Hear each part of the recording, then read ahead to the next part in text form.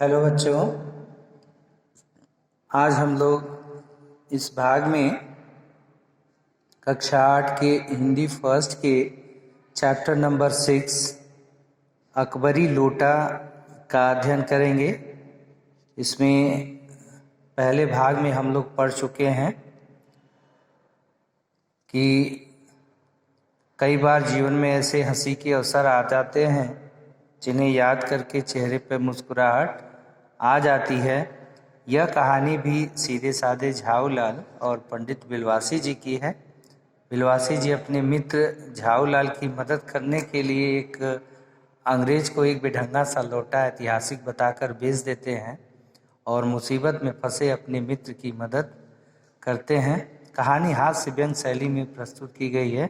तो आइए हम आगे भाग को पढ़ते हैं।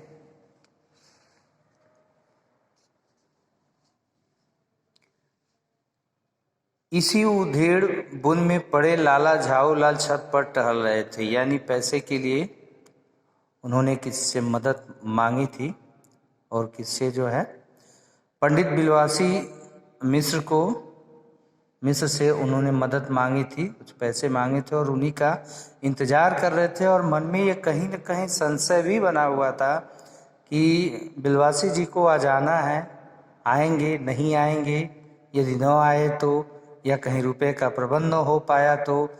यानी इसी उधेड़ बुन में पड़े लाला झाऊलाल छत पर टहल रहे थे। कुछ प्यास मालूम हुई। उन्होंने नौकर को आवाज़ दी। नौकर नहीं था, खुद उनकी पत्नी पानी लेकर आई। वह पानी तो ज़रूर लाई, पर गिलास लाना भूल गई थी। केवल लोटे में पानी लिए वह प्रकट हुई। फिर लोटा भी संयोग से वह जो अपनी बेढंगी सूरत के कारण लाला झाऊलाल को सदा से नापसंद था तो नया, साल 2 साल का ही बना, पर कुछ ऐसी गढ़न उस लोटे की थी कि उसका बाप डमरू और माँ चिलम रही हो। लाला ने लोटा ले लिया, बोले कुछ नहीं। अपनी पत्नी का अदब मानते थे, मानना ही चाहिए, इसी को सभ्यता कहते हैं। जो पति अपनी पत्नी का न हुआ वह पति कैसा। फिर उन्होंने यह भी सोचा कि लोटे में पानी दे, तब भी गनीमत है। अभी अगर चूं कर देता हूँ तो बाल्टी में भोजन मिलेगा, तब क्या करना बाकी रह जाएगा। यानी मारे डर के वे बोल नहीं रहे थे। लाला अपना गुस्सा पीकर पानी पीने लगे। उस समय वे छत की मुंडेर के पास ही खड़े थे। जिन बुजुर्गों ने पानी पीने के संबंध में यह नियम बनाए थे कि खड़े खड़े पानी न पियो, सोते समय पानी न पियो, दौड़ने के बाद पानी न पियो, उन्होंने पता नहीं कभी यह भी नियम बनाया या नहीं कि छत की मुंडेर के पास खड़े होकर पानी न पियो।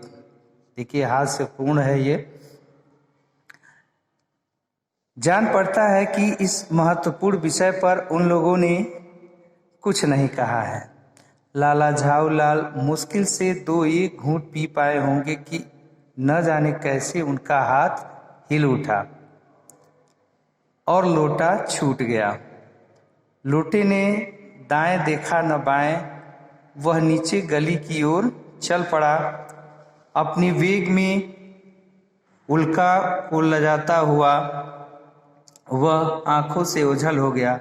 किसी जमाने में न्यूटन नाम के किसी खुराफाती ने पृथ्वी की आकर्षण शक्ति नाम की एक चीज इजाद की थी। आकर्षण नाम की एक चीज इजाद की थी। कहना न होगा कि यह सारी शक्ति इस समय लोटे के पक्ष में थी। लाला को काटो तो बदन में खून नहीं।